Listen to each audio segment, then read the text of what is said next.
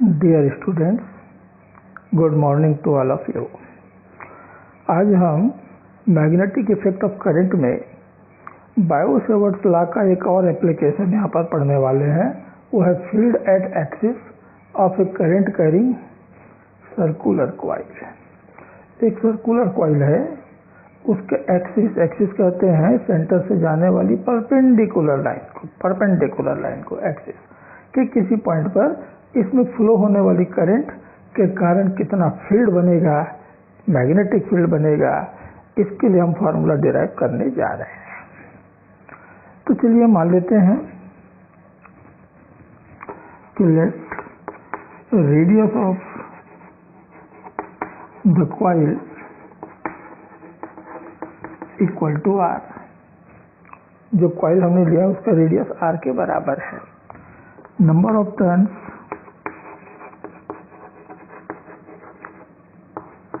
Equal to N. इसमें कितने turns हैं? एन टर्न्स हैं। And distance of point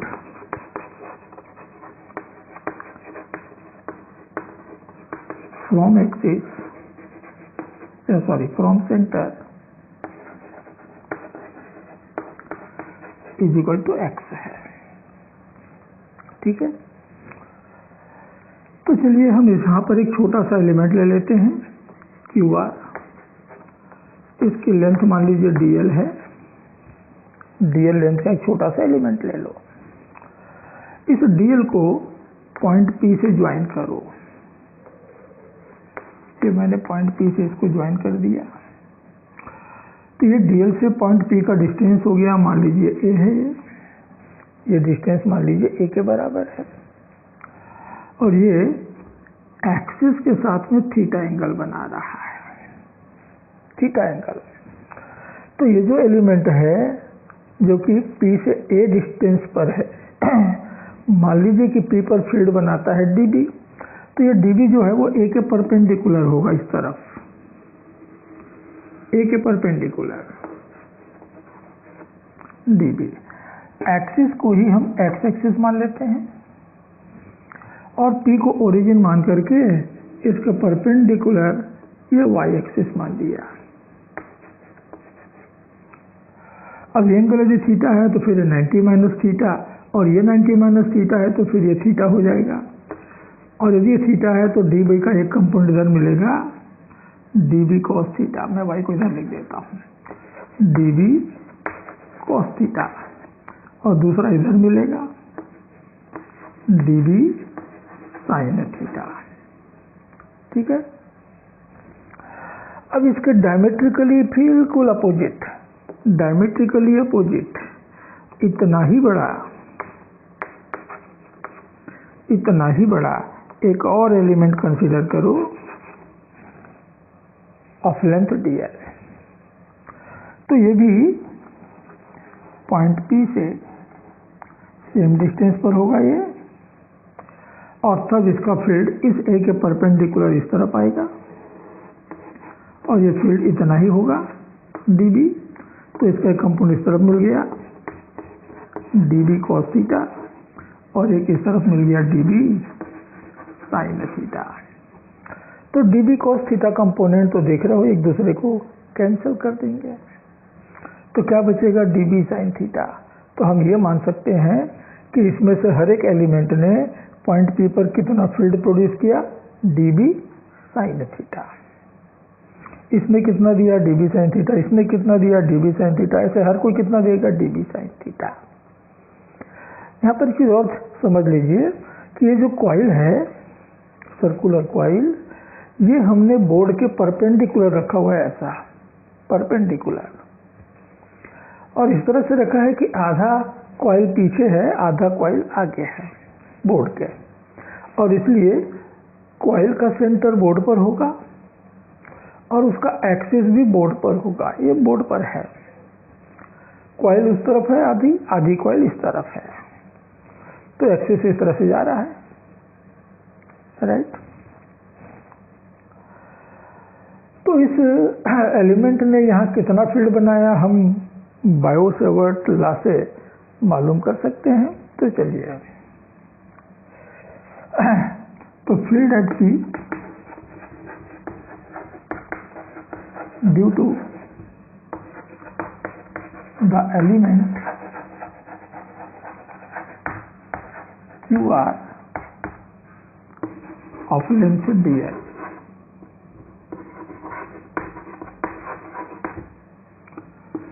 dV is equal to mu naught by 4 pi I dl sin 90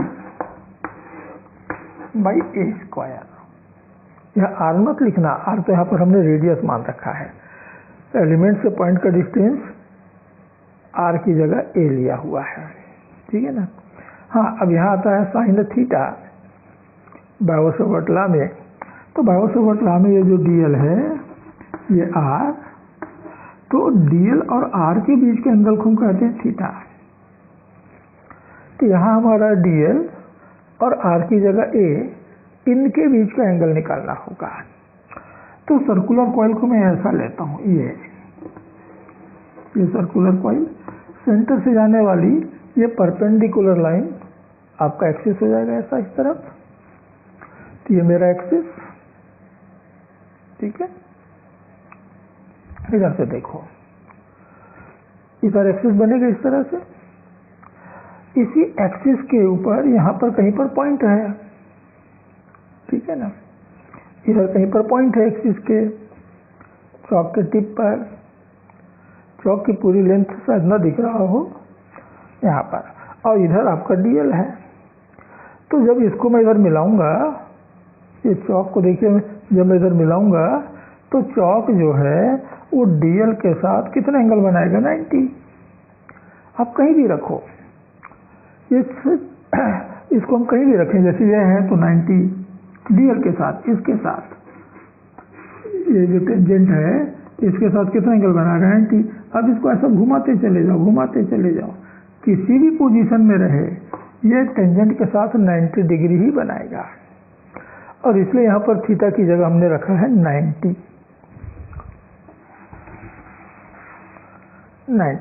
अब sign 90 तो भाई होता है 1, तो मिल गया mu naught I D L by 4 pi a square, इतना हो गया। And therefore x component of the field,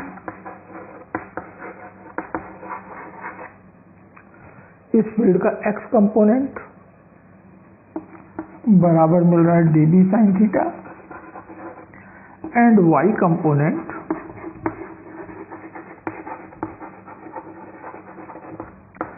बराबर मिल रहा है dB cos theta.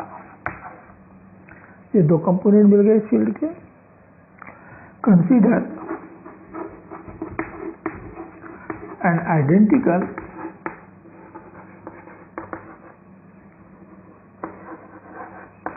Element Q dash R dash diametrically opposite।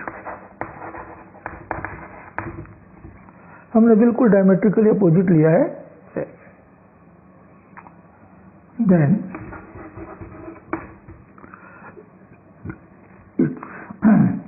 then field due to this element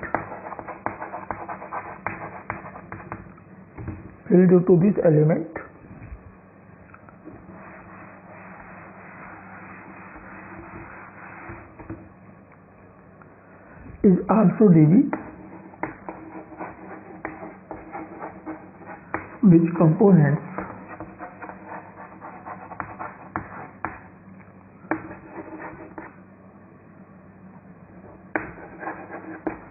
along x and y axis are dB sin theta and dB cos theta। इसके भी वैसे मिलेंगे। तो from figure the y component cancel each other.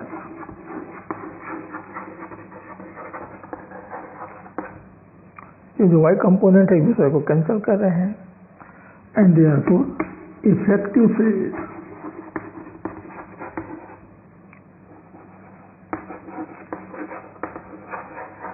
at P due to each element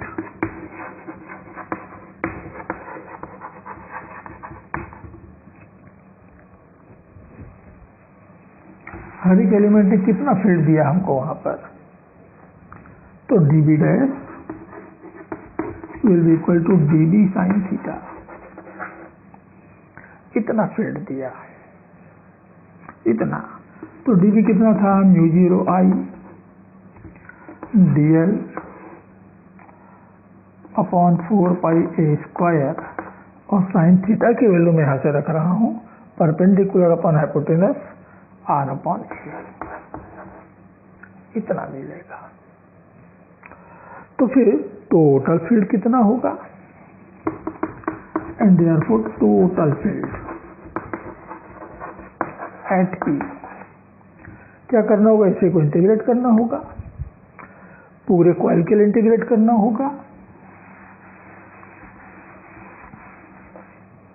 तो चलिए integrate करते हैं। तो B is equal to the close integration of μ0 I dl upon 4 pi a square into r by a। अब यहां से जो जो कॉन्स्टेंट्स हैं उनको तो बाहर कर दो। तो देखो μ0 I r upon 4 pi a cube, ये r कांस्टेंट है, a कांस्टेंट है, I कांस्टेंट है, μ0 तो होता ही है, ये सब बाहर। तो you have to integrate only dl, dl को इंटीग्रेट करना होगा। और dl का इंटीग्रेशन मीन्स इस पूरी कॉइल की लेंथ, पूरी कॉइल की टोटल सरकमफेरेंस कितना मिलेगा, तो μ0 I r upon 4 pi a cube, एक टर्न का लेंथ होगा 2 पाई r, ऐसे हमारे पास n टर्न है तो टोटल लेंथ इतना मिलेगा। तो ये मिल गया हमको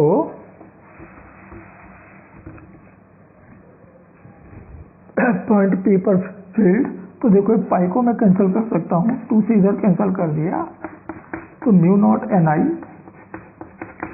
r square upon 2a cube, इतना बचा। ठीक है, अब देखो कि a square is equal to r square plus x square, ये पाइथागोरस थ्योरम लगा सकते हैं यहाँ पर राइट एंगल ट्रायंगल में। तो a is equal to r square plus x square का पावर हाफ, तो हमको तो a क्यूब चाहिए, तो a cube is equal to r square plus x square का पावर 3/2, ये वैल्यू रखते हैं। क्योंकि प्रॉब्लम में a नहीं देगा, क्या देगा, रेडियस देगा, क्या देगा, डिस्टेंस ऑफ द पॉइंट देगा सेंटर से। तो हमको r और x मिलता है, a नहीं मिलता, इसलिए मैंने a को r और x में कन्वर्ट कर लिया है। तो a क्यूब की वैल्यू वहां पर रख देते हैं। तो b will be equal to μ0 Ni r square upon 2 r square plus x square का पावर 3/2 along the axis। ये फील्ड किधर मिलेगा, एक्सिस की तरफ। देखो ना dB sin थीटा किधर है, एक्सिस की तरफ, और ये टेस्ला में होगा। तो बच्चों ये है एक सर्कुलर कॉइल के एक्सिस के किसी पॉइंट पर मैग्नेटिक फील्ड, इतना मिलता है। तो थोड़ा सा लेंदी जरूर है, लेकिन बहुत आसान है, स्टेप बाय स्टेप आपको सब अच्छे से समझ में आ गया है। ऐसा नहीं कि कोई स्टेप आपको समझ में ना आया हो, और इसलिए आप इजीली इसको डिराइव कर सकते हो, बस थोड़ी सी प्रैक्टिस की ज़रूरत है। तो आप घर में प्रैक्टिस कीजिए, इसको पूरा डिराइव कीजिए, आपसे डिराइव हो जाएगा, क्योंकि अब आपको पूरे कॉन्सेप्ट समझ में आ गए हैं। ठीक है, यहाँ से हम कॉइल के सेंटर के लिए भी मैग्नेटिक फील्ड के लिए फार्मूला डिराइव कर सकते हैं। वैसे तो इसको हमने अलग से भी डिराइव किया है, यहाँ से भी कर सकते हैं। तो क्या मिलेगा? Note at the centre of the coil,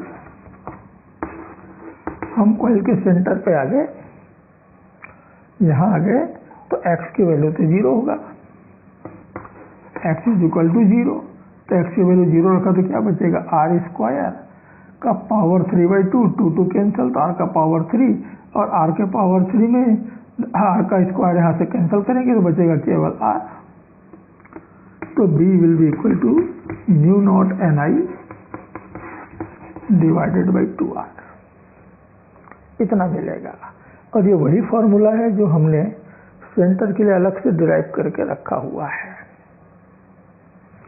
तो यहाँ से भी डिराइव हो सकता है। अब कभी मान लीजिए पूछ दे कि एक्सिस पर कितना, और वहीं से बोले कि सेंटर पर भी निकालिए, तो एक्सिस के लिए निकाला, फिर सेंटर के लिए फिर अलग से निकाला, ऐसा मत करो। बस x की वैल्यू 0 रख दो, आपको सेंटर के लिए फील्ड मिल जाएगा, राइट। तो मैं समझता हूँ कि आपने पूरा डेरिवेशन अच्छे से समझ लिया है। फिर भी यदि कोई डाउट हो, कोई प्रॉब्लम हो, कोई कन्फ्यूजन हो, तो आप मुझसे कांटेक्ट कर सकते हैं। तो बच्चों, अगले लेक्चर तक के लिए, अगले वीडियो तक के लिए आप सबको मेरा नमस्कार, गुड बाय।